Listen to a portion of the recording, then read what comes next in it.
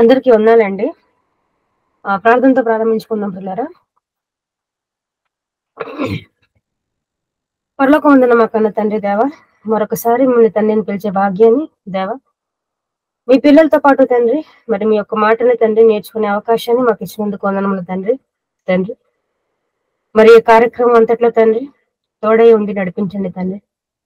తండ్రి మీకు మహిమ తెచ్చే బిడ్డల్లాగా తండ్రి మేమందరం తండ్రి మరి యథార్థవంతులుగా బ్రతకడానికి అనునిత్యం మీ యొక్క సహాయాన్ని మాకు అనుగ్రహించండి. మాకు తోడుగా ఉండి సహాయం చేయండి తండ్రి. ఈ ప్రార్థన యేసుక్రీస్తు వారి పుణ్యనామాన అడిగి వేడుకొనుచున్నాను తండ్రి. ఆమేన్. ప్రేమ దేవుని వర్లారా, మరి కూడేసిన మీ అందరికీ ప్రభువైన యేసుక్రీస్తు వారి పేరట మరొకసారి వందలు తెలియజేసుకుంటున్నానండి. పిల్లారా, మరి ఈ రోజు ఒక చక్కటి అంశాన్ని నేర్చుకునే ప్రయత్నం చేద్దామండి. మరి ముందుగా తెలుపబడినట్లు ఇవాల్టి మన పాఠం పేరు ఎవరు నీ శత్రువు. ఏమండి, ఎవరు నీ శత్రువు? పిల్లారా, శత్రువు అనగానే అది మనకేదో విచిత్రమైన పదం, లేకపోతే తెలియని ఒక కొత్త పదం అయితే కాదు. శత్రువు అంటే మనందరికీ తెలిసిన విషయం. పైపెచ్చి మన జీవితంలో ఒకళ్ళు ఇద్దరు శత్రువులు ఖచ్చితంగా ఉంటారు. ఏమండి, అది ఒక శత్రువు అలా కాన్స్టెంట్ గా ఉన్నాడు. పుట్టినప్పటి నుంచి చచ్చినంత వరకు ఒకే శత్రువు ఉండడు. ఒక్కొక్క స్టేజెస్ లో, ఒక్కొక్క ఏజ్ లో, ఏమండి, మరి ఒక పరిచయాల్ని బట్టి శత్రుత్వం అలాగే మిత్రత్వం అనేది పెరుగుతూ ఉంటుందండి. శత్రువు అనగానే మరొక మనిషి మనకు గుర్తుకొస్తాడు. ఏమండి, చిన్న పిల్లలు మొదలుకొని ఎల్కేజీకి నర్సరీ లేకపోతే ఫస్ట్ స్టాండర్డ్ సెకండ్ స్టాండర్డ్ స్కూల్కి వెళ్ళే పిల్లల్ని కూడా మనం అడిగితేనండి, నీ శత్రువు ఎవరు అని, మీ శత్రువు ఎవరు అంటే వారికి నచ్చని వారు, అండి వాళ్ళని బాధపరిచే వాళ్ళు ఎవరైనా ప్రాబబ్లీ వాళ్ళ ఫ్రెండ్స్ అయి ఉండొచ్చు. ఇతను నా శత్రువు, క్లాస్మేట్ ఇతన్ని చూపించి ఇతను నా శత్రువు అని చెప్తారు. ఎందుకు శత్రువు అని అడిగితే, నా చాక్లెట్ లాగేసుకున్నాడు, నా బిస్కెట్ లాగేసుకున్నాడు, నన్ను కొట్టాడు, తోసి పడేశాడు, ఇలాంటి కారణాలు చెప్తారండి చిన్నపిల్లలు అయితే. మరి పెద్దవాళ్ళు అయితే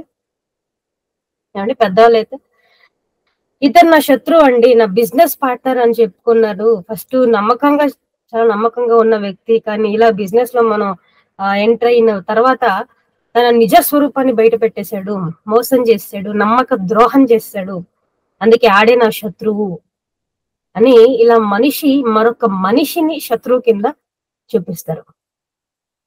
ఇది ఒక జిస్ట్ అన్నమాట. కానీ కవులు కవితలు రాస్తారు కదా, పొయట్రీ. ఈ పొయట్స్ ని మనం అడిగితేనండి, మరి తెలుగు కవులలో ఒక అతను చెప్తాడు, తన కోపమే తన శత్రువు అని అంటాడండి. మీరు విన్నారో లేదో మరి, తన కోపమే తన శత్రువు అంటాడు. ఏమండి, అంటే మనిషికి మరో మనిషి శత్రువు కాదు. కవి యొక్క ఉద్దేశం ప్రకారంగా మనిషికి మరో మనిషి శత్రువు కాదంట. మరి ఎవరు శత్రువు అంట? తన కోపమే తన శత్రువు. మనిషిలో ఉన్నటువంటి కోపమే తనకి శత్రువు. అంతే కదండి, మనకు కూడా ఇది వింటుంటే నిజం అనిపిస్తుంది. ఏమండి, కొన్ని సందర్భాలలో మనం చాలా ఈజీగా కోప్పడిపోతాం. అవన్నీ కూర్చొని నెమ్మదిగా మాట్లాడి డీల్ చేసేసి ప్రశాంతంగా ముగించేటువంటి కార్యక్రమాలు కొన్ని ఉంటాయి. కానీ మనం ఏమవుతాం అంటే, most of the time situations కి మనం రియాక్ట్ అవుతాం. కానీ మనం రెస్పాండ్ అవ్వాలి. రియాక్షన్ కి రెస్పాన్స్ కి చాలా డిఫరెన్స్ ఉన్నాయండి. సిచ్యువేషన్ కి మనం రియాక్ట్ అయితే ఇలా కోపాల ద్వారానే పగులు పెట్టేసుకొని అలాగే దూషణ మాట్లాడుతూ కోపంలో ఉన్నవాడు ఎప్పుడు సైలెంట్ గా ఉండడండి. నోరు ఇప్పాడంటే ఇంకా బూతులు అలాగా స్టార్ట్ అయిపోతాయి.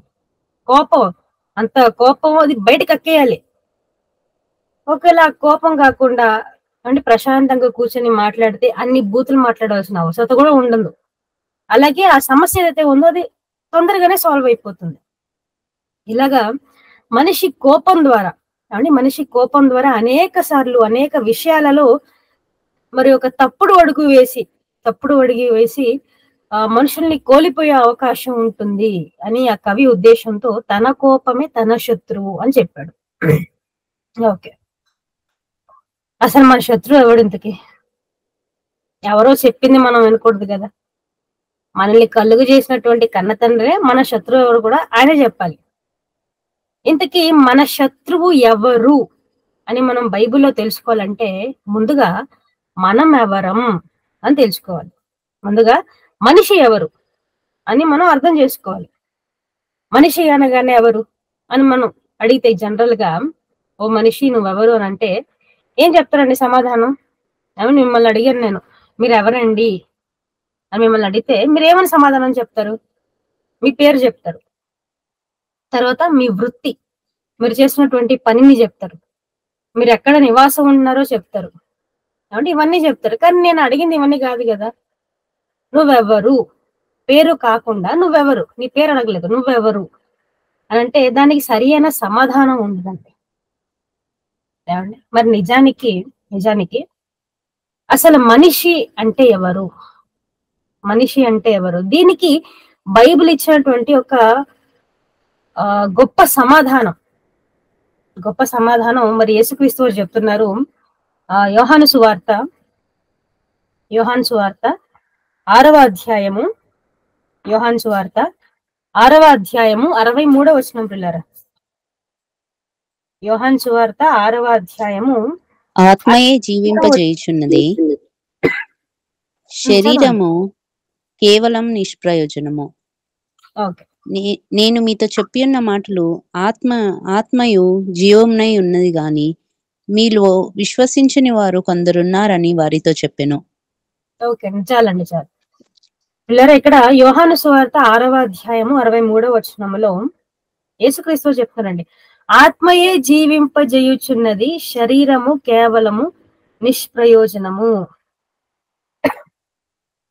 ఏమండి, ఆత్మయే జీవింపజేయుచున్నదంట, శరీరము కేవలం నిష్ప్రయోజనము. అంటే దాని అర్థం ఏంటి? ఇక్కడ మీకు ఇద్దరి గురించి మాట్లాడడం జరుగుతుందండి. యేసుక్రీస్తు ఇద్దరి గురించి ప్రస్తావిస్తున్నాడు ఇక్కడ. ఎవరి గురించి? శరీరం గురించి, అలాగే ఆత్మ గురించి.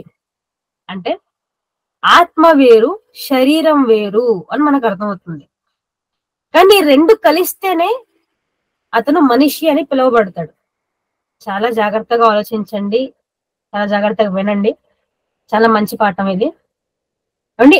ఆత్మ అలాగే శరీరం యొక్క కలయికే మనిషి. దీనికి బెస్ట్ ఉదాహరణ అంటే దేవుడు ఆదాము గారిని చేసేటువంటి ప్రక్రియలో ఆయన ఎలా చేస్తాడండి? మరి దేవుడు ఎలా చేస్తాడంటే, నేల మంటితో నన్ను నిర్మించి వాని నాసికారంధ్రములు జీవవాయువును ఊదగా మనిషి జీవాత్మాయను. అంటే ముందు దేవుడు ఏం చేశాడు? ఆదాము చేసేటప్పుడు ముందు దేవుడు ఏం చేశాడు? నేల మంటి నుండి ఆ మట్టితో మనిషి యొక్క దేహాన్ని చేశాడు. అంటే ఫస్ట్ శరీరాన్ని చేశాక, శరీరాన్ని చేసిన తర్వాత ఏం చేశాడు? తన ఊపిరిని ఊదుతాడు. తన నాసికారంధ్రం నుంచి జీవవాయువును ఊదగా మనిషి జీవాత్మాయను. అంటే ఒక శరీరాన్ని చేసిన తర్వాత అది జీవింప చేయడానికి ఒక అంశం కావాలి. ఆ అంశమే దేవుని నుంచి వచ్చిన అంశం. ఆ అంశానికి ఉన్న మరో పేరే ఆత్మ. అంటే ఇప్పుడు శరీరంలోనికి ఆత్మ లేకపోతే శరీరం ఏమన్నమాట? నిష్ప్రయోజనము. అదే యేసుక్రీస్తు కూడా చెప్పారు, ఏమని? ఆత్మయే జీవింపజేయుచున్నది కానీ శరీరము కేవలం నిష్ప్రయోజనము. ఆత్మ వెళ్ళిపోయింది అనుకోండి, ఏమండి, ఆత్మ వెళ్ళిపోయిందంటే మన భాషలో చచ్చిపోయాడు ఒక మనిషి అనుకోండి. ఆ మనిషి యొక్క శరీరంతో ఏం చేయగలం అని చెప్పండి? బంధువులందరూ వస్తారు, మిత్రులందరూ వస్తారు, ఏమండి, ఆ రోజంతా ఏడుస్తారు. మరుసటి రోజు సాయంకాలానికి వెళ్ళా శవాన్ని వెళ్ళి పాతి పెట్టేస్తారు. ఇన్ని సంవత్సరాలు ఉంచుకున్నారు కదా మనిషిని మీతో పాటే, మరి ఎందుకు ఇప్పుడు పాతి పెట్టాడు? అనవసరం ఇంకా. ఎందుకంటే అది శరీరం మాత్రమే, అందులో ఉండి జీవింపజేసేటువంటి ఆత్మ వెళ్ళిపోయింది. కాబట్టి ఆత్మ వెళ్ళిపోగానే ఆ శరీరం కేవలం నిష్ప్రయోజనం అయిపోతుంది. ఆ శవం అని పిలుస్తారు దాన్ని, అందుకే బాడీ అని కూడా అంటారు. పైపొచ్చి దానికి పేరు కూడా ఉండదండి, బాడీ అనే ప్రస్తావిస్తారు. ఆ మనిషి యొక్క పేరు ఆ ఆత్మకే ఉంటుంది. కాబట్టి ఆత్మయే జీవింపజేయుచున్నది అని మనకు అర్థమైపోయింది. Okay, very good. కాబట్టి ఇప్పుడు మనిషి అంటే ఆత్మ అలాగే శరీరం, ఈ రెండిటి యొక్క కలయికే మనిషి. ఈ యొక్క శరీరం గురించి ఏమండి, ఈ యొక్క శరీరం గురించి మరి పౌలు గారు ప్రస్తావిస్తూ అనొక మాట అంటారండి. అనొక మాట అంటున్నాడు. ఏమనంటే రోమాపత్రిక 8వ అధ్యాయము, రోమిలకు రాసినటువంటి పత్రిక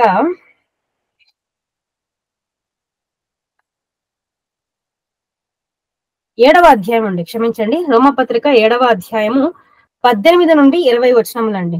రోమపత్రిక 7వ అధ్యాయము 18 నుండి 20 వచనములు. నా యందు అనగా నా శరీరమందు మంచిది ఏదియో నివసింపలేదని నేను ఎరుగుదును. మేలైనది చేయవలెనని కోరిక నాకు కలుగుచున్నది, కానీ దాన్ని చేయుట నాకు కలుగుటలేదు. నేను చేయగోరు మేలు చేయక చేయగోరని కీడు చేయుచున్నాను. నేను కోరని దానిని చేసిన యెడల దానిని చేయనది నా యందు నివసించు పాపమే, కానీ ఇకను నేను కాదు. కాబట్టి చాలు. ఇక్కడ రోమిలకు రాసినటువంటి పత్రిక 7వ అధ్యాయము 18 నుండి 20 వచనముల నుండి మరి పౌలు గారు మాట్లాడుతూ, నా యందు అనగా నా శరీరమందు మంచిది ఏది నివసింపదని నేను ఎరుగుదును అని చాలా జాగ్రత్తగా మీరు ఇక్కడ అబ్జర్వ్ చేయాలి. ఈ ఎంటైర్ పాఠం మొత్తం, ఎవరు నీ శత్రువు అనే పాఠం మొత్తం ఈ ఒక్క రెఫరెన్స్ మీద చాలా బేస్ అయి ఉంది. ఓకే, ఇక్కడ 18వ వచనంలో నా యందు అంటున్నాడు. నా యందు అని కామా వేసిన తర్వాత దానికి ఎక్స్ప్లెనేషన్ ఇస్తున్నాడు. ఏమని? అనగా నా శరీరం అందు, అంటే నేను వేరు, నా శరీరం వేరు. ఫర్ సపోజ్ మీరు డాక్టర్ దగ్గరికి వెళ్ళారండి, అంటే డాక్టర్ దగ్గరికి వెళ్ళి ఏమైంది బాబు నీకు అని అడుగుతాడు డాక్టర్. ఏమని చెప్తారు మీరు? ఏమండి నాకు ఒంట్లో బాగాలేదండి, నా చెయ్యి బాగాలేదండి అని ఇలా మనం చెప్తాం. ఎందుకు? మనం వేరు, మన శరీరం వేరు కాబట్టి. అంతేగాని నేనే బాలేనండి అని చెప్పం కదా, అది వ్యంగ్యంగా ఉంటుంది. కాబట్టి మనం మన శరీరాన్ని వేరుగానే ప్రస్తావిస్తాం. అలాగే ఇక్కడ కూడా పౌలు గారు చెప్తూ, నా యందు అనగా నా శరీరం అందు, ఈ శరీరం ఏం చేస్తుందంట, ఈ శరీరంలో ఏముందంట, మంచిది ఏది నివసింపదని ఎరుగుదును. వామ్మో, శరీరంలో ఏముంటదంట? ఏముండనే ఉండదంట. మంచిది ఏదియో అంటే మంచి లక్షణాలు ఒక్కటే లేవన్నమాట శరీరానికి. మంచి లక్షణాలు లేవంటే ఇంకే లక్షణాలు ఉన్నట్టు? చెడు లక్షణాలు ఉన్నట్టు. ఓకే, మంచిది ఏది నివసింపదని నేను ఎరుగుదును. ఎందుకు చెప్తున్నానంటే, మేలైనది చెయ్యవలెనను కోరిక నాకు కలుగుచున్నది గాని దానిని చేయుటకు నాకు కలుగుటలేదు. అంటే మంచి చెయ్యాలని భావిస్తున్నాడు, దేవుని పని చెయ్యాలని భావిస్తున్నాడు, దేవుని కోసం తిరగాలని భావిస్తున్నాడు, దేవుని మాటలు చెప్పాలని అనుకుంటున్నాడు. కానీ ఆ మంచి పనులు ఏవి కూడా చేయడం ఆయన వల్ల కావడం లేదు. అంటే ఏదో ఆటంకపరుస్తుంది ఆయనకి, ఏదో ఆయనకు ఆటంకపరుస్తుంది. ఏంటది?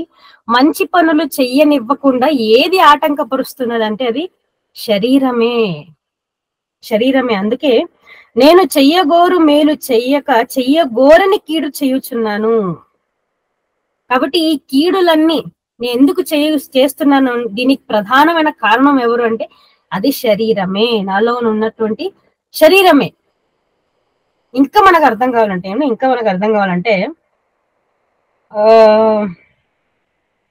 నెక్స్ట్ అధ్యాయం అండి, రోమపత్రిక 8వ అధ్యాయము, రోమపత్రిక 8వ అధ్యాయము 5వ వచనం అండి, 5, 6 వచనములు. రోమపత్రిక 8వ అధ్యాయము 5, 6 వచనంలో ఇంకా క్లారిటీగా ఉంటుంది, చదవండి. శరీరానుసారులు శరీర విషయముల మీద మనస్సునంతురు, ఆత్మానుసారులు ఆత్మ విషయముల మీద మనస్సుంతురు. శరీరానుసారమైన మనస్సు మరణము, ఆత్మానుసారమైన మనస్సు జీవమును సమాధానమునై ఉన్నది. 7వ వచనం కూడా చదవండి. ఏలయనగా శరీరానుసారమైన మనస్సు దేవునికి విరోధమై ఉన్నది, అది దేవుని ధర్మశాస్త్రమునకు లోబడదు, ఏమాత్రమును లోబడనేరదు. ఓకే ఏమండి, రోమపత్రిక 8వ అధ్యాయము 5, 6, 7 వచనములు చదువుకున్నాం కదా. ఇక్కడ ఆయన ఏమని ప్రస్తావిస్తున్నారంటే, శరీరానుసారులు శరీర విషయముల మీద మనసుంతురు, ఆత్మానుసారులు ఆత్మ విషయముల మీద మనసుంతురు. 6వ వచనంలో శరీరానుసారమైన మనసు మరణము, ఆత్మానుసారమైన మనసు సమాధానమునై ఉన్నది. ఏమండి, ఆత్మ ప్లస్ శరీరం మనిషి అని మనం చెప్పుకున్నాం. అలాంటిది ఈ రెండు శక్తులకే ఒకదానికి ఒకటంటే విరుద్ధం అండి. ఈ రెండు శక్తులకే ఒకదానికి ఒకటంటే విరుద్ధం. ధరించుకున్న శరీరం, దానికి ఉన్నటువంటి మనసు ఎలాంటిదంట? మరణం అంట. మరణానికి దారి తీస్తుంది, మరణం వైపు వెళుతుంది. శరీరం యొక్క మనసు మరణాన్నే సూచిస్తుంది. అలాగే ఆత్మ ఉంది. ఏమండి, ఆత్మ యొక్క మనసు ఎలాంటిదంట? ఆత్మానుసారమైన మనసు జీవమును సమాధానమునై ఉన్నది. జీవం గురించి ఆలోచిస్తుంది, అంటే నిత్యము జీవించే పరలోకం గురించి ఆలోచిస్తుంది, దేవుని గురించి ఆలోచిస్తుంది, మంచి విషయాల గురించి ఆలోచిస్తుంది, సమాధానంగా ఉండడానికి కోసం ఆలోచిస్తుంది. కానీ శరీరం మాత్రం డెడ్ ఆపోజిట్ అన్నమాట. నిత్యము జీవించడం గురించి ఆలోచించదు, ఈ క్షయమైనటువంటి జీవితకాలం గురించి ఆలోచిస్తుంది, దేవునికి భిన్నంగా నడుస్తుంది. అందుకే 7వ వచనంలో చాలా క్లియర్ గా చెప్పాడు ఇక్కడ ఏమని, ఎలా అనగా శరీరానుసారమైన మనసు దేవునికి విరుద్ధమునై ఉన్నది, అది దేవుని ధర్మశాస్త్రమునకు లోబడదు, ఎంత మాత్రమును లోబడనేరదు. ఏమంటే 8, 9 వచనంలో కంటిన్యూ చేస్తున్నాను. కాగా శరీర స్వభావము గలవారు దేవుని సంతోషపరచనేరరు. దేవుని ఆత్మ మీలో నివసించుచున్న ఎడల మీరు ఆత్మ స్వభావము గలవారే గాని శరీర భావము గలవారు కారు. ఏమండి, ఇక్కడ 8వ వచనంలో కాక శరీర స్వభావము గలవారు దేవునిని సంతోషపరచనేరరు అని చెప్తున్నాడు. చాలా క్లియర్ గా చెప్పేశాడు. అంటే పిల్లరా, ఈ యొక్క వచనాల్ని బట్టి, ఏమండి, పౌలు గారు మాట్లాడినటువంటి సందర్భాన్ని బట్టి, అలాగే ఈ యొక్క రోమపత్రిక 8వ అధ్యాయము 5, 6, 7, 8 వచనముల ప్రకారము ఎవరు మనకు శత్రువు అని మనకు అనిపిస్తుందండి? ఏమండి, ఎవరు మనకు శత్రువు అని మనకు అనిపిస్తుంది? ఖచ్చితంగా శరీరం. మన శరీరమే శత్రువు అని మనకు అర్థమైపోతుంది. ఎందుకు శరీరం శత్రువు అని చెప్తున్నాను? కారణం అది దేవునికి భిన్నంగా ఉంది. కానీ ఆత్మ మాత్రం ఎప్పుడు దేవుణ్ణే కోరుకుంటుందండి, దేవుణ్ణి చూడాలని. ఎందుకంటే ఆత్మ దేవునిలో నుండి వచ్చినటువంటి ఒక భాగం కదా. కాబట్టి ఆత్మ ఎప్పుడు దేవుని గురించి, క్షమించండి, ఆత్మ ఎప్పుడు దేవుని గురించి ఆలోచిస్తుంటే శరీరం మాత్రం ఏమంటే ఈ లోకం గురించి ఆలోచిస్తుంది. అందుకే ఈ శరీరానికి మనం లోబడకూడదు అని చెప్తున్నాడు. అందుకే పౌలు గారు కూడా క్లియర్ గా చెప్పాడు. అది 7వ అధ్యాయము 18వ వచనంలో, నాయందు అనగా నా శరీరమందు మంచిదేది నివసింపదని నేను ఎరుగుదును. కారణం ఏంటి? శరీరం ఎప్పుడు ఈ లోకం గురించి ఆలోచిస్తుంది, దేవుని గురించి ఆలోచించదు. ఈ లోకంలో ఏముందండి? ఏమంటే ఈ లోకంలో ఏముంది? మీకు 1 యోహాను పత్రికలో ఉంటుంది. లోకానుసారమైనటువంటి విషయాలు ఏంటి అని అంటే, లోకంలో ఉన్నదంతయు శరీరాశ, నేత్రాశ, జీవపు డంబం. అలాగే ఈ లోక స్నేహము దేవునికి వైరము అని ఉంటుంది. అంటే దేవునికి అహిష్టమైనది ఏవేవి ఉన్నాయో అవన్నీ శరీరానికి చాలా ఇష్టం అన్నమాట. దేవునికి ఏవి నచ్చవో శరీరానికి అవే నచ్చుతాయి. దేవునికి ఏది ఇష్టమైనగా ఉంటుందో అది శరీరానికి నచ్చదు, చెయ్యనివ్వదు. అందుకే చెప్తున్నాడు ఆయన, మన శరీరమే మన శత్రువు. ఏమండి, మన శరీరమే మన శత్రువు. అదే రోమపత్రిక 8వ అధ్యాయంలో 13 వచనం అండి, 12, 13 వచనం పిల్లలు. రోమపత్రిక 8వ అధ్యాయము 12, 13 వచనములు. కాబట్టి సహోదరులారా, శరీరానుసారంగా ప్రవర్తించుటకు మనము శరీరమునకు రుణస్థులము కాము. మీరు శరీరానుసారంగా ప్రవర్తించిన యెడల చావలసిన వారై ఉందురు, కానీ ఆత్మచేత శారీర క్రియలను చంపిన యెడల జీవించెదరు. ఓకే, అండ్ ఇక్కడ రోమపత్రిక 8వ అధ్యాయం 12, 13 వచనములలో, కాబట్టి సహోదరులారా, శరీరానుసారముగా ప్రవర్తించుటకు మనము శరీరమునకు రుణస్థులము కాము. అంటే శరీరానుసారంగా ప్రవర్తించడానికి, శరీరం ఏం చెబితే అది వినడానికి మనం శరీరానికి రుణస్థులం కాము. మరి ఎవరికి రుణస్థులం మనం? మనం అంటే ఇక్కడ ఆత్మ అండి. ఆత్మ అనే ప్రస్తావన. ఓకే, ఆత్మలుగా ఉన్నటువంటి మనం, అదే మన గుర్తింపు. మనం ఎవరికి రుణస్థలం? ఎవరికి రుణపడి ఉండాలి? జీవం ఇచ్చింది ఎవరు? పోషిస్తుంది ఎవరు? జీవింపజేస్తుంది ఎవరు? అంటే ప్రతినిత్యం ఆరోగ్యం, ఆయుష్ ఇవన్నీ ఇచ్చి బ్రతికిస్తుంది ఎవరు? దేవుడు కదండి, కన్న తండ్రి అయినటువంటి దేవుడే. కాబట్టి మనం ఎవరికి రుణస్థులుగా ఉండాలి? మనం ఎవరికి రుణస్థులుగా ఉండాలంటే దేవునికి రుణస్థులుగా ఉండాలి. అందుకే శరీరానుసారముగా ప్రవర్తించుటకు మనము శరీరానికి రుణస్థులము కాము. అలాగే 13వ వచనంలో, మీరు శరీరానుసారముగా ప్రవర్తించిన ఎడల చావవలసిన వారు యుందురు గాని ఆత్మచేత శరీర క్రియలను చంపిన ఎడల జీవించెదరు. ఏమండి, మనం ఏం చేయాలంటే అండి, మనకు జీవం దక్కాలి అని అంటే మనకు పరలోకం దక్కాలి అని అంటే, దేవుడు మనకు అవకాశం ఇవ్వాలి అని అంటే, తన దగ్గరికి రావడానికి మనం ఏం చేయాలంట? శరీరానుసారముగా ప్రవర్తించిన ఎడల చావలసి ఉందరు గాని ఆత్మ చేత శరీర క్రియములను చంపిన ఎడల, శరీర క్రియలను మనం ఏం చేయాలంట అండి? చంపేయాలి. అప్పుడు మనం జీవిస్తామంట. మనకు ఒక డౌట్ రావచ్చండి, అంతా బాగుంది, శరీరం అయితే దేవునికి డెడ్ ఆపోజిట్ గా నడుస్తుంది, శరీర కార్యాలు అయితే అబ్బో చాలా ఉన్నాయి, అన్ని విరుద్ధమైనవే, ఒక్క కోపంతో ఆగిపోదు, పెద్ద లిస్టే ఉంది. మరి ఇంత చెత్త శరీరాన్ని దేవుడు మనకిచ్చాడు కదా అండి. ఎంత ఈ శరీరాన్ని, మనల్ని మోసపరిచే శరీరాన్ని, మనకు విరుద్ధంగా ఉన్నటువంటి ఈ శరీరాన్ని దేవుడు మనకెందుకు ఇచ్చాడు? ఆ డౌట్ రావచ్చు కదా మనకి. క్షమించండి, దగ్గు ఎక్కువైపోయింది. శరీరాన్ని అసలు దేవుడు ఎందుకు జతపరిచాడంటే పిల్లరా, శరీరానికి ఒక మంచి గుణం ఉంది. ఎంత చెత్త అయినా ఒక మంచి గుణం ఉంది దానికి. ఏంటంటే శరీరం దేనినైనా అలవాటు చేసుకోనగలదు. బాగా ఆలోచిస్తే శరీరం దేనినైనా, ఏదైనా అలవాటు చేసుకోగలదు. మీకు ఉదాహరణకి అంటే, మనం ఇప్పుడు బెంగళూరులో ఉన్నామండి. ఇప్పుడు బెంగళూరులో టెంపరేచర్ ఎంత ఉందండి? సుమారుగా 37-40 దగ్గర. అందుకే ఎండలు మండిపోతున్నాయి.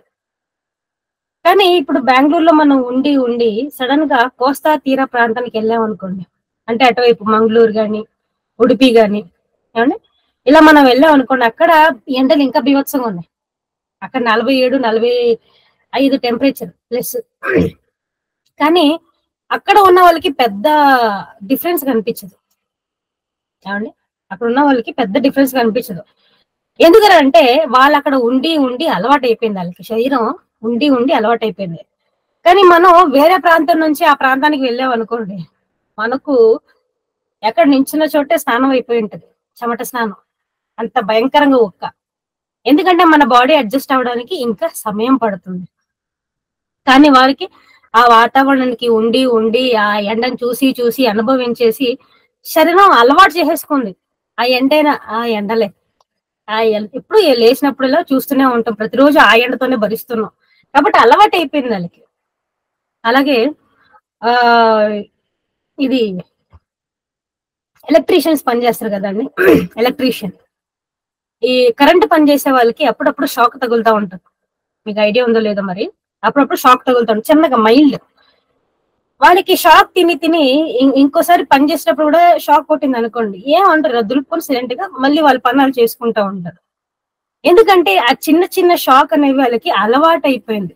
కొట్టించుకొని ఆ షాక్ అనేది అలవాటు అయిపోయింది. అలానే ఇప్పుడు వాళ్ళు ట్రాన్స్ఫార్మ్ దగ్గరికి వెళ్ళేసి చేయి పెడితే వాళ్ళకి ఏం అవ్వదని చెప్పట్లేదు, మాడిపోతారు. అంటే చిన్న విషయాలను, చిన్న ఒక వోల్టేజ్ ప్రకారంగా చిన్నది తగిలినప్పుడు మనమైతే పెద్ద రియాక్షన్ ఇచ్చేస్తాం, అమ్మో ఏంటి ఇంత పెద్ద షాక్ కొట్టేసింది, గుండె అయిపోద్దా అని. కానీ వాళ్ళకి అలాంటిది ఏం ఉండదు, నార్మల్ గా ఉంటుంది. ఎందుకంటే వాళ్ళకి అలాంటి షాకులు పనిలో తగిలి అలవాటు అయిపోయి ఉంటుంది. ఇది శరీరానికి ఉన్నటువంటి ఒక మంచి లక్షణం. దేనినైనా అలవాటు చేసుకొనగలదు. ఇలాంటి శరీరాన్నే దేవుడు మనకిచ్చాడు. ఎందుకనంటే దేవుని పనిలో ఎలాంటి విషయం వచ్చినా, ఎలాంటి సిచ్యువేషన్ మనం ఎదురు చేసుకున్నా దానికి మనం అలవాటైపోవాలి. మనం అలవాటు చేసుకుని శరీరాన్ని ఒక్కసారి లొంగ తీసుకున్నాం అనుకోండి, మనం చెప్పినట్టు శరీరం వింటుందండి. ఏమండి, మీరు బాగా ఆలోచించండి. ఇప్పుడు శరీరం మనకు శత్రువు, అంతే కదా?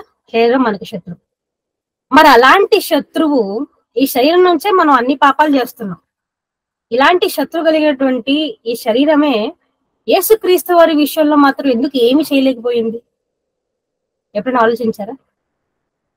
ఏమండి, మనకున్న శరీరమే, మనం ధరించుకున్న ఈ దేహమే, మనం తింటున్న ఆ తిండే, మనం పిలుస్తున్న ఆ ఊపిరే, మనం తాగే ఆ నీరే, అన్ని యేసుక్రీస్తు వారు కూడా చేశారు.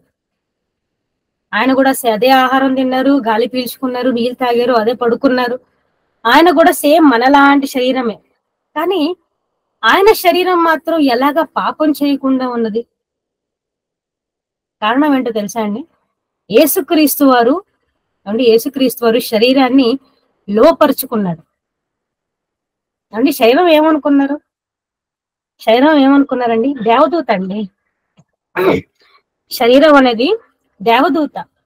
మనకు సేవ చేయడానికి, మనతో ఉండడానికి, దేవుని పని చేయడానికి సహకారిగా మన ఆత్మలకు ఇవ్వబడేటువంటి ఒక దేవదూత అండి. పరిచర్య చేయడానికి ఇవ్వబడేటువంటి ఒక దేవదూత ఈ శరీరం. ఈ శరీరం మీద సర్వ హక్కులు ఎవరికి ఉంటుందంటే ఆ శరీరంలో ఉన్నటువంటి ఆత్మైన మనకే ఉంటుంది. మనం ఏం చెప్తే అది శరీరం చేయాలి. కానీ ఇప్పుడున్నటువంటి దుస్థితి ఎలాగైపోయిందంటే శరీరం ఏం చెప్తుందో మనం అలా నడుచుకుంటున్నాం. అంటే శరీర కార్యానికి మనం లొంగిపోతున్నామండి. కానీ యేసుక్రీస్తు వారు అలా చేయలేదు. యేసుక్రీస్తు వారి గురించి మనం ఆలోచించుకున్నట్లయితేనండి, మరి ఎన్నోసార్లు ఆయనకు ఎన్నో బాధలు వచ్చాయండి. ఎన్నో వేధింపులు వచ్చాయి. ఎలాంటి సిచ్యువేషన్ లో వెళ్ళినా, ఎలాంటి పరిస్థితుల్లో అయినా ఉన్నా ఎప్పుడు కూడా దేవుణ్ణి విడిచిపెట్టలేదు. శరీరాన్ని ధరించుకున్న ఆత్మానుసారమైన మనసు కలిగే ఉన్నాడు ఆయన. ఏమండి, శరీరాన్ని ధరించుకున్న ఆత్మానుసారమైన మనసు కలిగే ఉన్నాడు. ఎప్పుడు వాక్యంలోనే ఉన్నాడు, ఎప్పుడు దేవునితోనే ఉన్నాడు. ఏ పాపము చెయ్యలేదైనా. శరీరాన్ని ధరించుకున్న కారణం ఏంటి? ఆయన వదలలేదు శరీరాన్ని, పాపం వదలలేదు. ఆయన శరీరానికి లొంగిపోలేదు. ఎందుకు? ఆయన దేవునికి రుణస్థుడు కాబట్టి శరీరానికి లొంగలేదు. అర్థమవుతుంది కదండి పాఠం? దేవునికి రుణస్థుడు కాబట్టి, దేవుని పనిలో ఉన్నాడు కాబట్టి అది ఆయనకు బాగా గుర్తుండిపోయింది. నేను కష్టపడినా పర్లేదు, కానీ దేవుని నొప్పించే పనులు నేను చేయకూడదని ఫిక్స్ అయిపోయాడు కాబట్టి ఈ శరీరాన్ని నలగొట్టుకొని లోపరుచుకున్నాడండి. ఆయన బాప్తిసం తీసుకున్న తర్వాత, యేసుక్రీస్తు వారు బాప్తిసం తీసుకున్న తర్వాత 40 రోజులు ఆయన ఉపవాసం చేస్తాడండి. అరణ్యంలో 40 రాత్రింబగళ్ళు ఉపవాసం చేస్తాడు ఆయన. కారణం ఏంటో తెలుసా అండి? అది సేవ చెయ్యడానికి ముందే ఆయన చేస్తాడు. చాలాసార్లు చెప్పినట్టు నాకు గుర్తు. కారణం ఏంటంటే శరీరాన్ని ఆయన లొంగ తీసుకోవడానికి. కాబట్టి ఆకలి ఏదైతే ఉందో, శరీరం మెయిన్ గా ఒక్క చోట ఎప్పుడు మాట విందు, అదే ఆకలి. దానికి ఉన్న ప్రధానమైనటువంటి కోరిక ఆకలి. ఈ సైన్స్ ప్రకారంగా మనం వెళ్తేనండి, మన మొదటి బ్రెయిన్ ఇక్కడ ఉంటే, మన శిరస్సులో ఉంటే, రెండవ బ్రెయిన్ కింద మన కడుపునే పిలుస్తారండి. మన కడుపునే రెండవ బ్రెయిన్ కింద పిలుస్తారు. ఎందుకంటే ఈ రెండవ బ్రెయిన్ ఎంత యాక్టివ్ గా ఉంటే ఈ బ్రెయిన్ కూడా అంతే యాక్టివ్ గా ఉంటుంది. అంత కాంబినేషన్ ఉంటుంది కడుపుకి అలాగే మెదడుకు.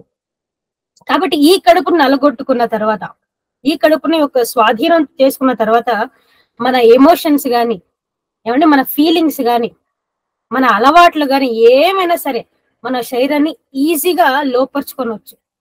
అందుకే పౌలు గారు కూడా చెప్తున్నాడండి. మొదటి కొరింథీ పత్రికలో ఒక మాట అంటాడు ఆయన. కొరింథీయులకు రాసినటువంటి మొదటి పత్రిక 9వ అధ్యాయము, కొరింథీ మొదటి పత్రిక 9వ అధ్యాయము 27వ వచనం పిల్లరా. కొరింథీ మొదటి పత్రిక 9వ అధ్యాయము 27వ గాలిని వచనం. కొట్టినట్టు నేను పోట్లాడటం లేదు గాని ఒకవేళ ఇతరులకు ప్రకటించిన తర్వాత నేనే భ్రష్టుడినై పోదునేమో అని నా శరీరమును నలగొట్టి దానిని లోపరుచుకొనుచున్నాను. ఏమండి, పౌలు గారు సింపుల్ గా పెద్ద విషయమే చెప్పాడు. ఆయన శరీరాన్ని ఎలా లోపరుచుకున్నాడంట? మన మాట వినని శరీరాన్ని, దేవునికి విరుద్ధంగా నడుచుకున్నటువంటి శరీరాన్ని పౌలు గారు ఎలా లోపరుచుకున్నారంట? 27వ వచనంలో, గాలిని కొట్టినట్లు నేను పోట్లాడటం లేదు గాని ఒకవేళ ఇతరులకు ప్రకటించిన తరువాత నేనే భ్రష్టునైపోదునేమో అని నా శరీరమును నలగగొట్టి దానిని కొనుచున్నాను అంటే ఇంకా ప్రాసెస్ లో ఉన్నాడు ఆయన. ఈజీగా లోపడిపోదు, ఇది చాలా మొండిగట్టం. కాబట్టి నలగొట్టుకొని తర్వాత లోపరుచుకోవాలి. యేసుక్రీస్తు వారికి కూడా ఎందుకు అన్ని బాధలు వచ్చాయి చెప్పండి అండి. హెబ్రీ పత్రిక రండి. ఇప్పుడు హెబ్రీ పత్రిక 5వ అధ్యాయము, హెబ్రీ పత్రిక 5వ అధ్యాయము 7-8 వచనములు. హెబ్రీ పత్రిక 5వ అధ్యాయము 7-8 వచనములు అండి. శరీరధారి ఉన్న దినములలో మహారోధనముతోనూ కన్నీళ్లతోనూ తన మరణము నుండి రక్షించగలవానికి ప్రార్థనలను యాచనలు సమర్పించి భయభక్తులు కలిగి ఉన్నందున ఆయన అంగీకరింపబడెను. ఆయన కుమారుడై ఉండి తాను పొందిన శ్రమల వలన విధేయతను నేర్చుకొనెను. ఏమండి, హెబ్రీ పత్రిక 5వ అధ్యాయము 7-8 వచనములు చదివాను. అప్పుడప్పుడు అనిపిస్తుంది కదండి, ఎందుకు క్రైస్తవుడైనందుకు మనం బాధ అనుభవించాలి? క్రైస్తవులకి ఎక్కువ శ్రమలు ఉంటాయి కదండి. యేసుక్రీస్తు వారు ఉన్నారు, ఆయన జీవితం మొత్తం ఏడుపే. పాపం ఆయన ఎక్కడ నవ్వినట్టు కూడా ఉండదు, సంతోషం గడిపినట్టు ఉండదండి, మొత్తం ఏడుపే. అలాంటి క్రీస్తును నమ్మి ధరించుకున్న మన జీవితం కూడా ఏడుపులమయమే, మొత్తం బాధలే ఉంటాయి. ఎందుకు మనకి ఎన్ని కష్టాలు? ఎందుకు దేవుని పనిలో ఇన్ని కష్టాలు మనకు వస్తాయంటే కారణం ఇక్కడ చెప్తాడు. అసలు కష్టాలు గాని శ్రమలు గాని సంభవించడానికి దేవుడు మనకి ఇవ్వడానికి ఒక కారణం ఉంది. ఏంటో తెలుసా? అది 8వ వచనంలో, ఆయన కుమారుడై ఉండి, ఏమండి యేసుక్రీస్తు గురించి చెప్తూ, ఆయన కుమారుడై ఉండి తాను పొందిన శ్రమల వలన విధేయతను నేర్చుకొనెను. అంటే శ్రమల వలన మనం ఏం నేర్చుకుంటామంట? విధేయత. విధేయత అంటే డిసిప్లిన్. డిసిప్లిన్ అనేది చాలా ముఖ్యం కదండి, చాలా అంటే చాలా ముఖ్యం. దేవునికి కూడా డిసిప్లిన్ గా ఉన్న వాళ్ళంటేనే చాలా ఇష్టం ఆయన. కాబట్టి ఈ డిసిప్లిన్ అనేది దేవుడు ఎలా నేర్పిస్తున్నాడంట మనిషికి? ఎలా అంట? తాను పొందిన శ్రమల వలన. కుమారుడై ఉండి, అద్వితీయ కుమారుడే యేసుక్రీస్తు వారు, ఇష్టానుసరుడైన కుమారుడే, ప్రియ కుమారుడే. అలాంటి ఆయన కూడా శ్రమలను ఎందుకు అనుభవించాడు అంటే ఆ శ్రమల వల్లనే ఆయన విధేయత నేర్చుకున్నాడు. ఎందుకు శ్రమల వల్ల విధేయత నేర్చుకోవాల్సి వచ్చింది? కారణం ఆయన ధరించుకుంది శరీరం కాబట్టి. శత్రువుని ధరించుకున్నాడు కదా, మరి ఆ శత్రువుని లోపరుచుకోవాలంటే నలగొట్టుకోవాలి. అది శ్రమల వల్ల ఆయన చేసిన పని. శ్రమల ద్వారా నలగొట్టుకుని దాన్ని లోపరుచుకున్నాడండి. అలాగే పిల్లరా, శత్రువుని మనతోనే ఇచ్చాడు దేవుడు. ఏమండి, శత్రువుని మనతోనే ఇచ్చేసాడు దేవుడు. అలానే ఇది పుట్టుకతో మనకు శత్రువు కాదండి. పుట్టుకతో దేవుడు అందరినీ ఎలా పుట్టించాడంటే యథార్థవంతులుగా పుట్టించాడు. కానీ మనుషులు తాము కల్పించుకున్నటువంటి తంత్రముల వలన చెడిపోయారు. ఈ లోకం అనేది చెడిపోయింది. ఈ లోకంలో ఉండి ఉండి ఉండి ఉండి ఆ లోకానికి అలవాటు పడిపోయాం కాబట్టి మనం కూడా దేవునికి అవిధేయంగా బ్రతుకుతున్నాం. అర్థం చేసుకోండి. అందుకే అపోస్తల కార్యంలో అంటాడు, ఈ మూర్ఖులకు తరము వారికి వేరై బ్రతకమన్నాడు. కాబట్టి మూర్ఖులకు తరము వారికి వేరై బ్రతకమన్నాడు. దాని అర్థం ఏంటి అంటే, ఈ లోకంలో ఉండకండి బాబు, అడవులకు వెళ్ళిపోయి బతకండి అని అలా కాదు. ఈ మూర్ఖులకు తరము వారికి వేరే బ్రతకాలంటే ఈ శరీరానుసారంగా బ్రతుకుతున్నటువంటి వారిని, అపవాదికి లొంగిన వారిని, వారితో మీరు కలిసి అలా మారిపోకండి, వారికి వేరై బ్రతకండి. మీకు వాక్యాన్ని ఇచ్చిన వాక్య ప్రకారంగా బ్రతకండి. ఏమంటే మనకు అందుకే కీర్తనలో అండి మొదటి అధ్యాయంలో ఉంటుందండి. దుష్టులు ఎక్కడ కూర్చుంటారు అక్కడ కూర్చుండక, అపహాసులు ఉన్న చోట ఉండక, ఏమన్నా అవన్నీ ఉంటాయి కదండి. ఎందుకు ఇవన్నీ చెప్పాడు దేవుడు? ఎందుకు కారణం? ఎందుకంటే నీ శరీరం అలాంటిది. నువ్వు ఎవరితో సహవాసం కలిగి ఉంటావో వాళ్ళ అయిపోతున్నావు. ఒక సామెత ఉంటది కదండి, 6 నెలలు ఒకరితో కలిసి ఉంటానంట, వారు వీరు అయిపోతారట. అంటే అలవాట్లు వచ్చేస్తాయి, అలవాటు చేసుకుంటుంది ఈ శరీరం. అందుకే శరీరానికి ఆత్మానుసారమైనటువంటి జీవాన్ని వెతకడానికి అది అలవాటు చేయండి. అలా చేయాలంటే దాన్ని ఏం చేయాలి? నలగొట్టుకోవాలి. శత్రువైన శరీరాన్ని నలగొట్టుకొని దాన్ని లోపరుచుకోవాలి. అప్పుడే ఏమండి మనకు నిత్య జీవం లభిస్తుందండి. ఇంకోసారి ఆ రోమ పత్రికలో ఉన్నటువంటి మాటను చదువుకుందాం. రోమిలకు రాసినటువంటి పత్రిక, రోమపత్రిక 8వ అధ్యాయము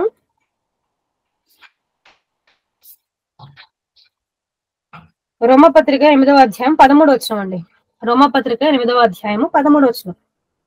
మీరు శరీరానుసారముగా ప్రవర్తించిన ఎడల చావవలసిన వారై ఇందురు గాని ఆత్మ చేత శరీర క్రియలను చంపిన ఎడల జీవించెదరు.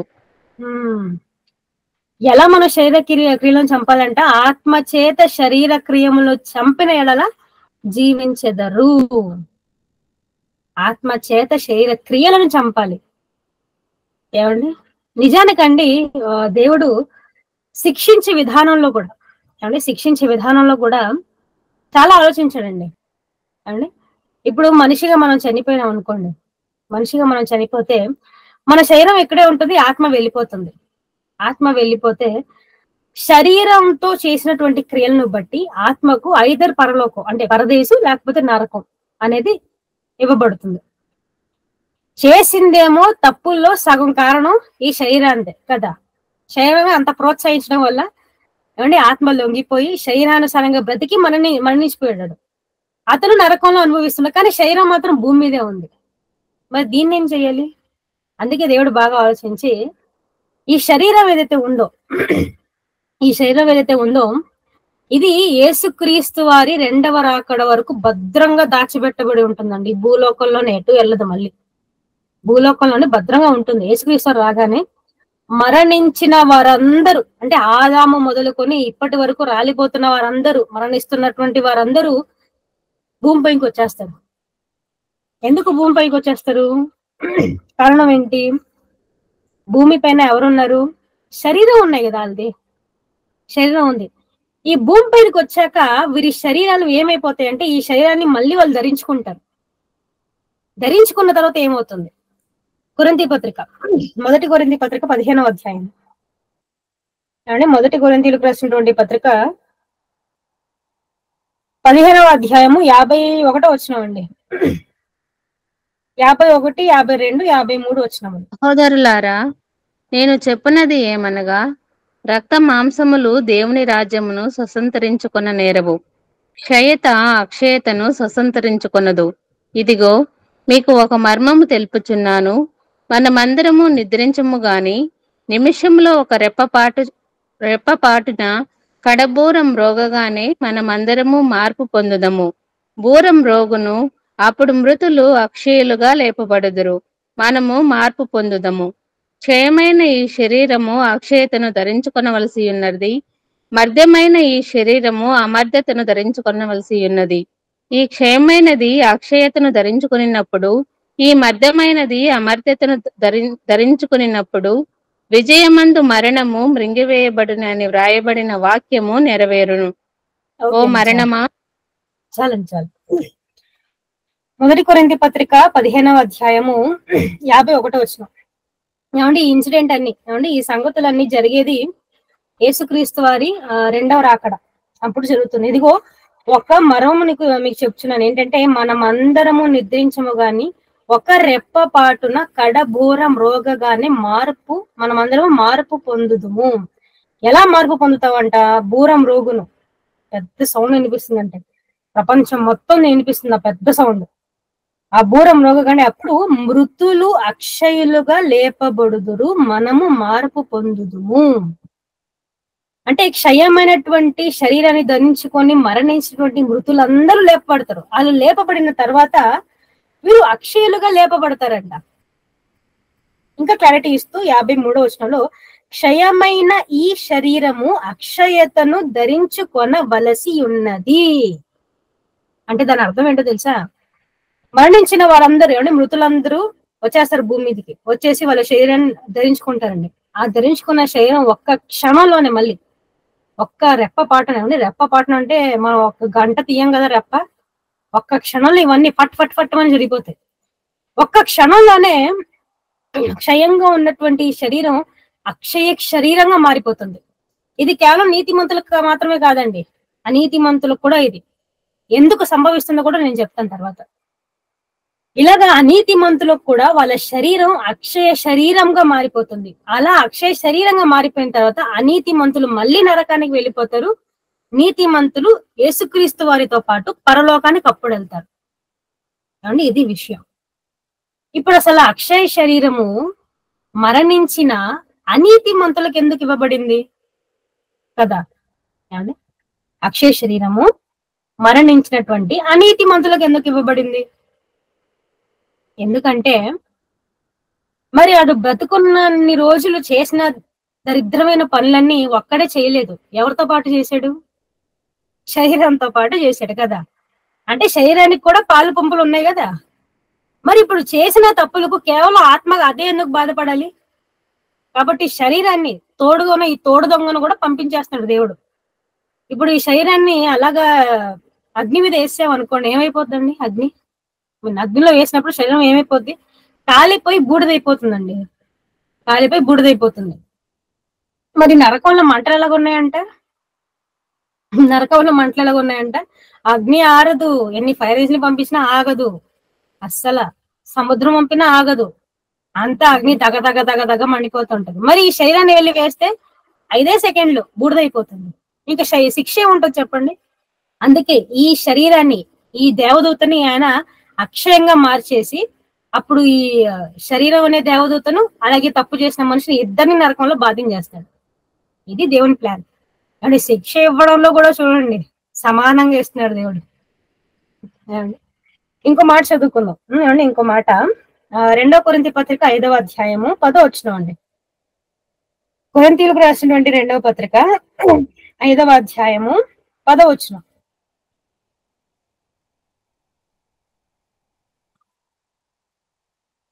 కొరింథీ 2వ పత్రిక 5వ అధ్యాయం 10వ వచనం. ఎందుకనగా తాను జరిగించిన క్రియల చొప్పున అవి మంచివైనను సరే చెడ్డవైనను సరే దేహముతో జరిగించిన వాటి ఫలమును ప్రతి వాడును పొందునట్లు మనమందరము క్రీస్తు న్యాయపీఠము ఎదుట ప్రత్యక్షము కావలెను.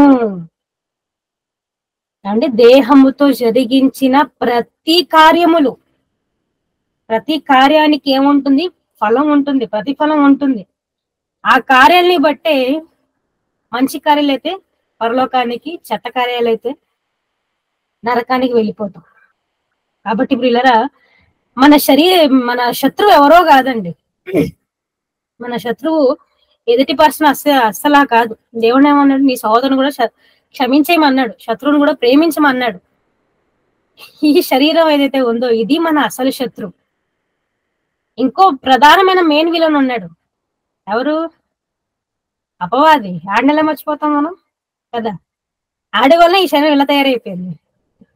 అపవాది మన శత్రువే కాదనట్లేదు, కానీ అపవాది మన మీద ఏమండి మనల్ని పడగొట్టాలన్నా శరీరం దానికి లొంగకూడదు. ఎప్పుడు ఆలోచించండి. యేసుక్రీస్తు వారి మీద కూడా అపవాది చాలా ప్రయత్నాలు చేసింది, విశ్వ ప్రయత్నాలు చేసింది. అది అయినా యేసుక్రీస్తు పడలేదే. దానికి ఎందుకు పడలేదు? కారణం ఏంటనుకున్నారు? శరీరాన్ని లోపరుచుకున్నాడు కాబట్టి ఆయన పడలేదు. ఏమండి మన శరీరం అపవాదికి ఈజీగా వెళ్ళిపోతుంది. కానీ కాబట్టి మనం ఈ శరీరాన్ని కంట్రోల్ చేసుకోవాలండి. శరీరాన్ని కంట్రోల్ చేసుకొని ఆత్మీయమైన జీవితంలో ఉన్నప్పుడు అండి అపవాది ఎన్ని ప్రయత్నాలు చేసినా దేవుడు మనకు తోడుగా ఉంటాడు కాబట్టి భయం లేదండి. దాన్ని ఎదిరించే ఏమండి అవకాశాన్ని మనం ఇస్తాడు. మనతో ఆయనే ఉంటాడు. ఎన్ని శ్రమలు వచ్చినా దేవుని మాత్రం వదలకూడదు. అలా మనం ఈ శరీరాన్ని తయారు చేయాలండి. అందుకే దేవుని పనిలో ఉండండి అని చెప్పేది. దేవుడు కూడా ఎల్లప్పుడూ అసమయమందును అసమయమందును నా వాక్యపు పనుల మీద ఎందుకు ఉండమన్నాడైనా? కారణం ఏంటి? అవకాశం దొరికితే చాలు, సందు దొరికితే చాలు అపవాది తీసుకెళ్ళిపోతాడు. అందుకే వద్దు.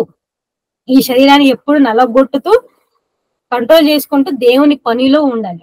శరీర కార్యాలని మనం ఏం చేయాలండి? ఆత్మక్రియల వలన చంపేయాలి. ఆత్మానుసారమైన మనసు కలిగి శరీర కార్యాలని చంపేయాలి. అప్పుడే మనకు జీవం లభిస్తుంది. మరి పిల్లరా, పాఠం అర్థమైందా అండి?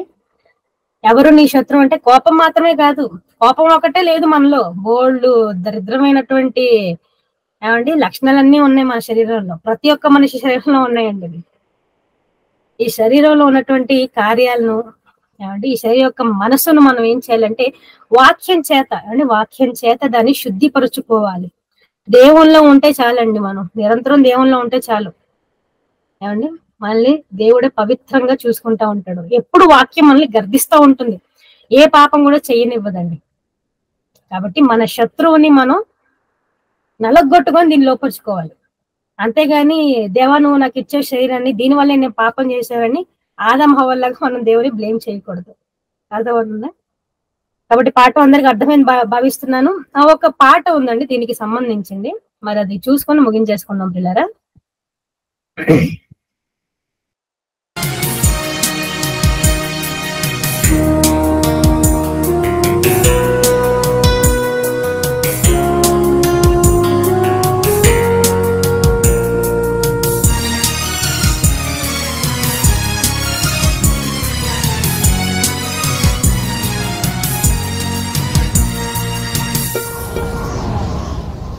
కనుమూయక ముందే తెలుసుకో నిజాన్ని,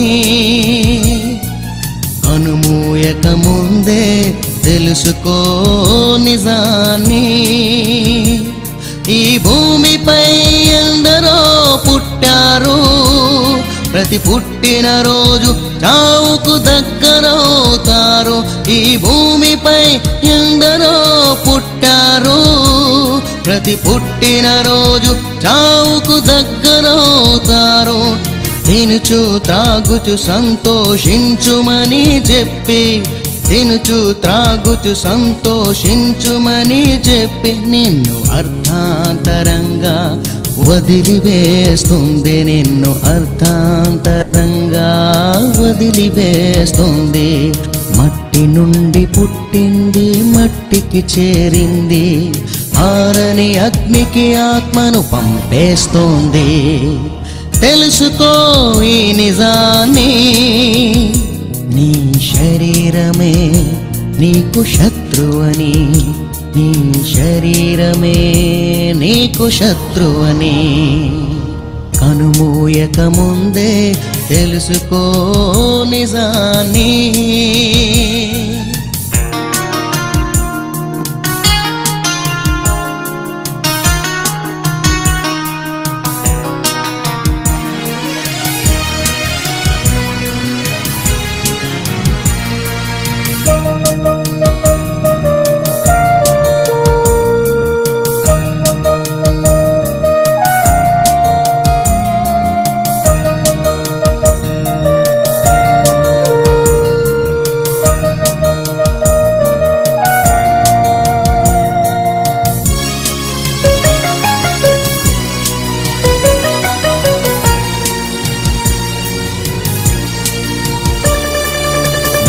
పైన మమకారం పెంచుకోకుమా, మరణించగానే ఎవరు నిన్ను ఉంచుకోరు సుమా.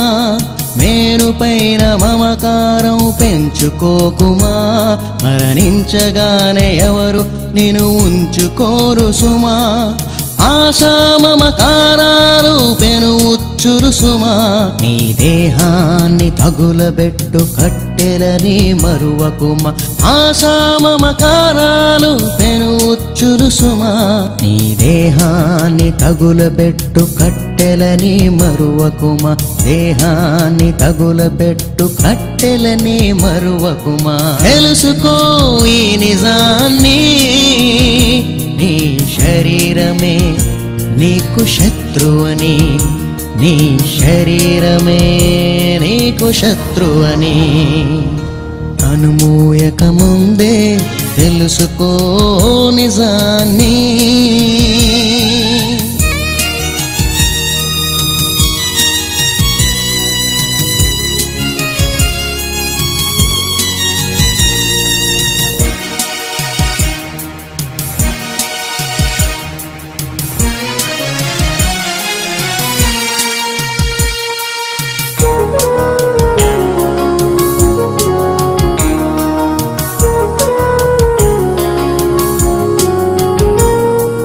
నీ దేహం దేవునికై వినియోగిస్తే, నీ ప్రాణం ప్రభునికై పణముగా పెడితే, నీ దేహం దేవునికై వినియోగిస్తే, నీ ప్రాణం ప్రభునికై పణముగా పెడితే, మన్నైన నీ దేహం మహిమగా మారును. అంతరిక్షమే దానికి అడ్డు తొలగిపోవును.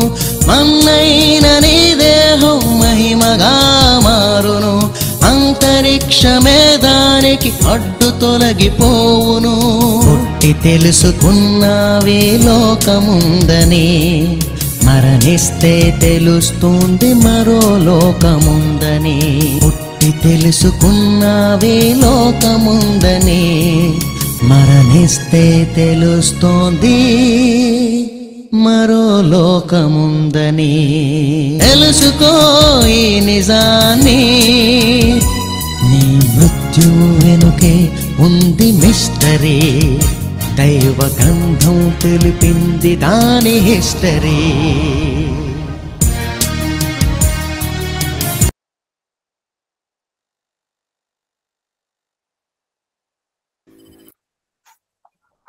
కాబట్టి ఇప్పుడు మరి పాఠం అందరికి అర్థమైందని భావిస్తానండి. మరి శరీరానికి ఉన్నటువంటి ఒక మంచి గుణం ఏదంటే అది దేనినైనా అలవాటు చేసుకున్నటువంటి గుణం. కాబట్టి ఆ గుణం మన అందరిలో ఉంది. అయినంత వరకు దేవుని పనిలో ఉండి ఆత్మక్రియలను మనం అలవాటు చేసుకొని దేవునికి ఇష్టానుసారంగా బ్రతకాలని ప్రేమపూర్వకంగా మరి వాక్యం చేత మిమ్మల్ని హెచ్చరిస్తూ నన్ను నేను హెచ్చరించుకుంటూ పాఠం అందరికీ అర్థమైందని భావిస్తూ ముగిస్తున్నానండి. ప్రార్థన చేసుకుందామండి. పరలోకమందున్న మా కన్న తండ్రి దేవా, మరొకసారి మిమ్మల్ని తండ్రిని పిలిచే భాగ్యాన్ని ఇచ్చినందుకు వందనములు తండ్రి. మరి కొద్దిసేపు తండ్రి మరి మీ పిల్లలకు తండ్రి మీ యొక్క సత్యవాక్యాన్ని తండ్రి నాకు నేర్పించినవన్నీ తండ్రి మీ పిల్లలకు చెప్పాను తండ్రి. నాకు చేసినటువంటి సహాయాన్ని బట్టి మీకు వందనములు తండ్రి. మాకు తోడై ఉండి నడిపించినందుకు మీకు వందనములు తండ్రి దేవా. ఇంతటి మంచి జ్ఞానాన్ని మాకు నేర్పించిన తాతయ్య గారికి మంచి ఆయుష్ను ఆరోగ్యాన్ని ఇవ్వండి తండ్రి. మీ మాటల్ని నేర్చుకుంటున్నాం మేము, వింటున్నాం మేము తండ్రి. మా శరీరాన్ని తండ్రి మేము నలగొట్టుకునే తండ్రి మీకోసం ఎన్ని బాధలు పడినా ఎన్ని కష్టాలు వచ్చినా తండ్రి మా చివరి శ్వాస వరకు మీ ఎడల నమ్మకంగా బ్రతికి మీ సేవలోనే మరణించే భాగ్యాన్ని అదృష్టాన్ని మాకు అనుగ్రహించవలసినగా కోరుకుంటూ మరలా మీ చిత్తమున్న ఎడల మిమ్మల్ని తండ్రిని పిలిచే భాగ్యాన్ని మీ పిల్లలతో పాటు కూడి మీ యొక్క మాటల్ని నేర్చుకునే అవకాశాన్ని మాకు ఇస్తారని నమ్ముతూ యేసుక్రీస్తు వారి పుణ్య నామాన ఈ ప్రార్థన మీకు సమర్పించుకుంటున్నాను తండ్రి. ఆమేన్. అందరికీ వందాలండి. ఏదైనా ప్రశ్నలు ఉంటే సందేహాలు ఉంటే అడగండి.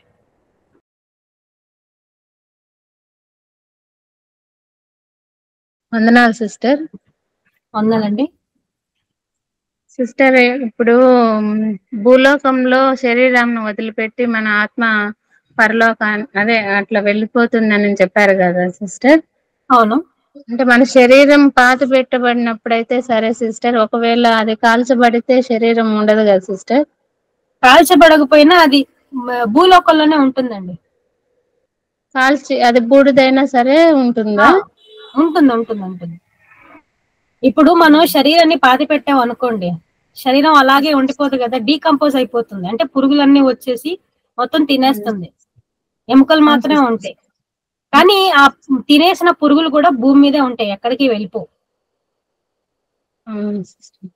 అలాగా బూడిదైపోయినా నీళ్ళలో పడి కట్టుకొని ఎలా పోయినా మనిషి యొక్క శరీరం భూమి మీదే ఉంటుంది. భద్రపరుస్తాడు దేవుడు, ఎందుకంటే అక్షయత రావాలి కదా, కాబట్టి దేవుడే అంతా భద్రపరుస్తాడండి. Okay sister, thank you sister. Okay.